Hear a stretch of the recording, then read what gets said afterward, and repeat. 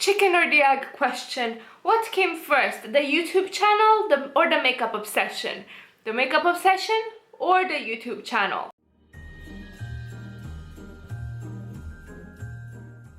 Hi friend, thank you for watching. My name is Mia and this is my virtual vanity, a place where we both love makeup and we're quite critical of it. Today we are going to discuss about how would my makeup collection look if I wasn't a YouTuber. Today's video is actually a collab with my dear friend Alex the Alchemist here on YouTube. She's one of the first friends that I made right when I started my channel. It's amazing going on this YouTube journey with so many amazing people, and Alex truly is amazing. She's such a breath of fresh air in the community. She is religious, but she is also part of the LGBTQ plus community, so she brings a really fresh perspective on that intersection of beliefs and identity. Her content is mainly colorful makeup. Her content is mostly colorful makeup with some very insightful social and makeup community commentary. I cannot recommend her enough. You really should check her out. Without further ado, let's get to the topic of the video, which actually gave me a lot of thought. You have to kind of roll back the timeline to figure out the answer to this question, because I had to ask myself, how much shit am I buying because I have a YouTube channel and I'm a content creator, and how much am I buying because I am also consuming content? And how much content would I be consuming if I wasn't a fellow creator?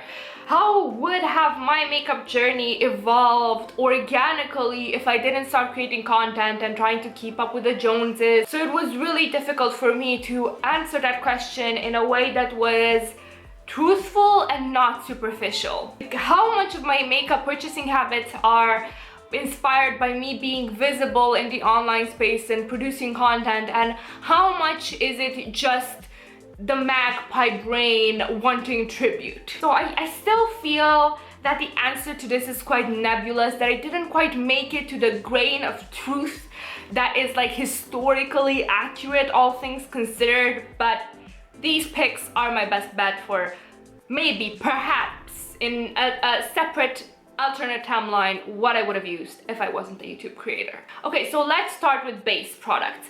Powder, I would have used nothing. I discovered the wonders of powder when I started filming and I had lights on me, making me sweat. So that's when I started wearing powder and actually seeing that it does benefit the complexion to lay a little bit of powder on it even during the day. I still don't wear enough powder during the day as I do when filming. So honestly, if I didn't discover that I do need a lot of powder in these conditions, I probably would have never ever bought any for my dry complexion. Foundation.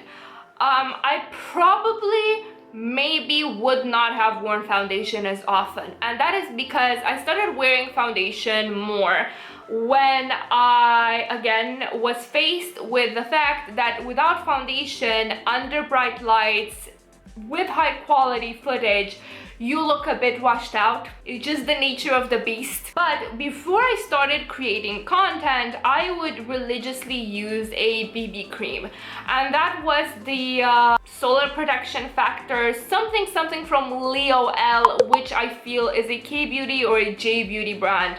I went through 3 tubes of that before discovering my holy grail, the Makeup Forever water blend. But I'm not sure if I would have used the water blend had I not watched and created so much YouTube content and needed something more fancy to wear during that. So probably I would have still worn the Lioele and probably went through 10 other tubes. It was hydrating, it was dewy, it had a bit of coverage but not enough to cover everything.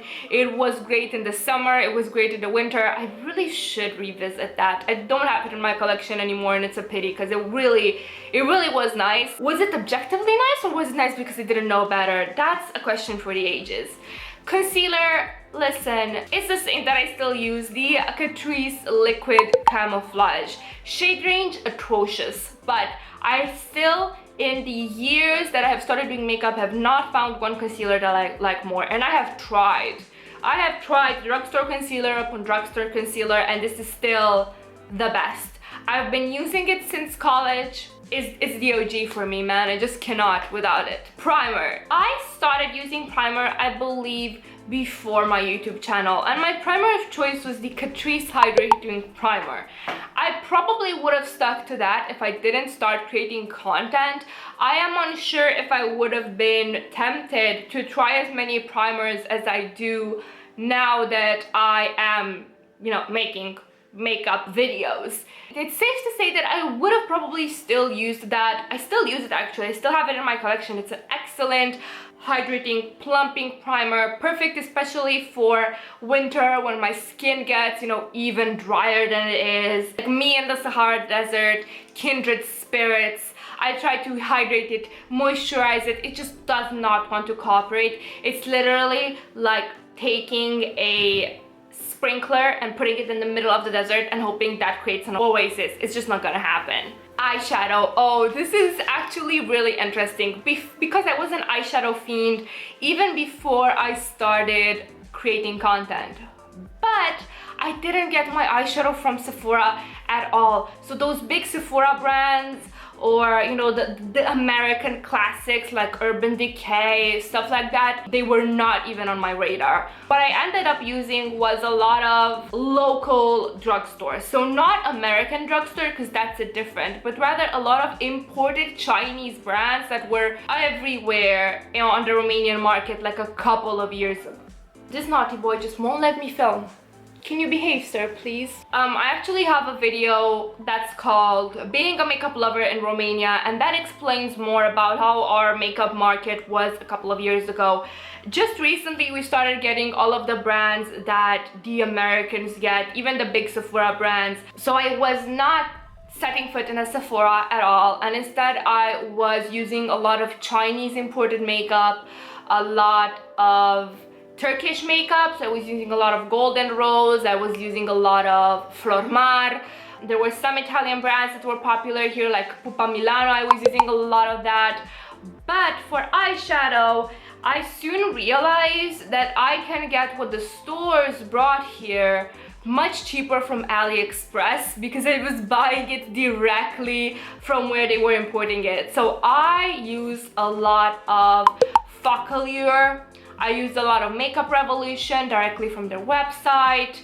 I was also using a lot of NYX. So if I wasn't a makeup creator and I wasn't interested in trying so much new eyeshadow, even though, you know, I'm budgeting, I'm trying to keep it under control, I would have probably just stuck with the AliExpress brands that I knew and loved. NYX eyeshadows that, again, now that I've tried so many other different things, they're kind of meh for me.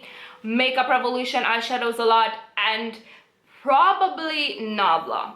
I remember even before I created my makeup channel, I had the Soul Blooming from Nabla and the original Dreamy from them. And if I recall correctly, looks and reviews of those palettes, as well as some critical content that I can't recall, those were my first videos. Because I realized that I love those palettes so much, I actually want to add my opinion of them on the interwebs. Okay, blush. I probably would have kept using my Flormar Pink Salmon blush. It's actually what I have on my cheeks today. It kind of goes with everything, and for a very, very long time, that was my only grown-up blush. I also use the blushes, again, imported from China to our local stores. But again, these were brands that I stopped buying because you cannot recommend them on YouTube. They are not easily accessible to anyone that's not in this Balkan, Turkey type of area. Highlighter, I probably would have used a Makeup Revolution. Makeup Revolution was my first introduction to highlighters. They had like those baked swirly highlighter thingies, and that's when I realized that I actually like glowing from space. This is a landing pad for aliens. I love being visible from the moon. But otherwise, I don't think I would have continued buying more highlighter than that, because I would have not been pushed creatively and would have not felt the need, just like with blush, to match what I had on my face to my makeup look, because I do feel that creating an Instagram and creating a YouTube kept pushing me forward and forward with my creativity, with my color combos, and made me develop this desire to be matchy and to have a cohesive look and not just slap whatever on my face and whatever on my eyes. Mascara, I would have kept using what I had used for years at that point, ever since high school. That is one of two mascaras, Avon Super Shock or Maybelline Lash Sensational. Now, that was years before I actually understood what an MLM was. Avon was something that was a bit of a bonding moment for girls in my high school and middle school, because you would have these girls come with the catalogs and we would just huddle together and pick and choose what we could get. And it was so cheap at the time that it was easy to buy yourself a mascara or a lipstick or something with your lunch money allowance. So I would have probably kept using Avon Super Shock because I would have not bothered myself so much with the ethicalities of actually talking about such a product. I would have kept using Maybelline Lash Sensational, which I often bought when I couldn't get my hands on the Super Shock. I don't even remember how the Avon Super Shock performs now. I don't even think about buying from Avon now because of all of the ethical concerns. But I'm 100% sure that if I wasn't a creator, I would have not delved this deep into the ethics of what I'm buying, why I'm buying it, who it benefits, who profits from it, what do the owners do. I probably would not have realized that this is something that you need to care about if I was not exposed to this world of being accountable for my buying decisions. That's not to say that maybe in my heart of hearts I wouldn't have cared. It's just that you can't care about something that doesn't cross your mind to begin with. And the Lash Sensational now, God, I've tried so many other mascaras that are better. It's still a good drugstore mascara, but in later years I've discovered that some formulas from the drugstore kind of sting my eyes. I'm probably allergic to something that's in that formula, but I kind of avoid that whole lash colossal, lash sensational line now. It's probably something that, you know, got triggered with age or something. I don't know. Okay, lips. Again, a brand that probably many of you did not hear about. I used to have these liquid lipsticks from Aura in all types of colors, so neutrals, plums, reds. That's all I wore for like college. Eventually, I realized that I cannot repurchase them because, again, they are something that is not easily accessible, and if I talk about stuff that's not easily accessible and you guys like it, it makes me feel bad because it feels like I'm literally dangling candy in front of you and telling you that you cannot have it. It's all for me. It just makes me feel bad. So after I created the channel, of course I gravitated towards things that I could freely talk about. Otherwise, I think I would have probably not had the extensive lipstick collection that I have, but still wore the same brands. So lots of Maybelline, lots of L'Oreal, lots of NYX, so affordable drugstore brands. I still don't buy high-end lipsticks because they go bad. In my head, powder is forever until it starts, you know, doing funky things. Lipstick, cream products, they expire, so I'm not willing to pay a lot of money for them. Let's talk brows. Probably nothing. I did not even realize doing your brows was a thing until I started doing YouTube and watching a lot of YouTube and realizing that I kind of need to put some gel through them. But if I had been convinced just by consuming content that I need to do my brows, I would have probably just stuck to the Essence Make Me Brow, which I still use. Holy grail material, very cheap too.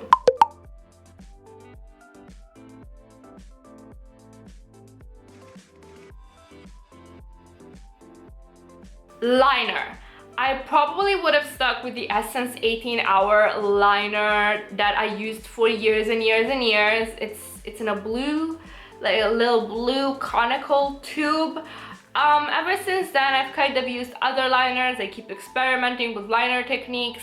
So in short, as you can see by my general confusion and jumping from product to product here, it's very hard to answer this dilemma of how would my makeup collection look if I weren't a YouTuber, because being a YouTuber is inherently linked with also consuming a lot of YouTube content. But there are people who consume YouTube content even without being content creators, and I was one before I started my channel. It was a question of how much would I have let myself be influenced to buy all of this stuff if I wasn't pushed creatively by the need to create content and stay relevant and play with makeup. Just question for the ages. Yeah, my brain hurts.